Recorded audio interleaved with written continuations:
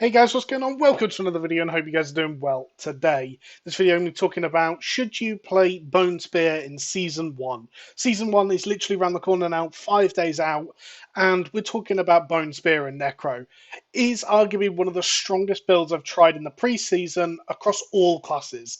It hit hard, it has one of the simplest applications of Vulnerable, has slightly different iterations to mix up the build based on what you're looking for between pushing damage or going for speed or basically whatever you want to do with the build. It actually is one of currently the perfect D4 builds, and why I recommend it not only as like the Necro build of choice, but just a very, very good starting build for anyone in Diablo 4 Season 1. So, in terms of leveling 1 to 50, once you get your Bone Spear aspect, which you should have as part of your Codex of Power, the build begins doing silly amounts of damage with minimal input because it applies vulnerable so easily, just because of the aspect, right? Bosses and trash die really quickly. It doesn't really require much else to get going, and everything else is just a bonus. It just helps, right? And like it's Twist and Blade Rogue levels of like being broken.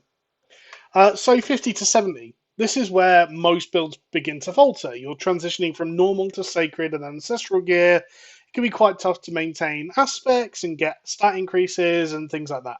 But this build isn't different in that regard, and I struggled slightly with defense more than damage, of which it always had the damage just to kill everything.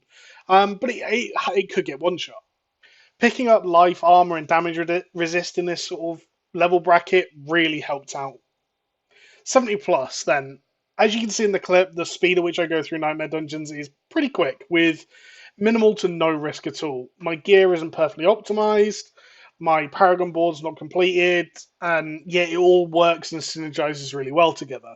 It scales exceptionally well, and I've seen people hitting for like 5-6 million with Bone Spears, even higher. And like I said, I'm not hitting for even close to that. So it really does have the room to grow massively into silly amounts of damage. And having naturally high vulnerable uptime, you can scale your damage very, very easily. And it's ranged with an immunity, so your defense isn't actually naturally that bad either. So, unique dependency is another score for the Necro, right? Whilst Deathless Visage, which is the unique that you would use with this build, is a nice addition and will give you a notable power spike, it is absolutely not needed for the build to function. Aside from that, you're just looking for well-rounded rares and legendaries elsewhere. So I might sound like I'm really bigging up the Bone Spear Necro, and truthfully, I am. It's one of the strongest and most enjoyable builds I played in Diablo 4, and is actually a leading candidate to be my first Season 1 character. So let me know if you guys share my sentiments, or like the Necro yourself, you tried the build out. I'll leave a comment or I'll leave a link to the build in the comments below so you can have a look and maybe try it out yourself. So thanks for watching, guys. Like, comment, subscribe, all that good stuff. More build guides and stuff like that coming soon. Thanks for watching.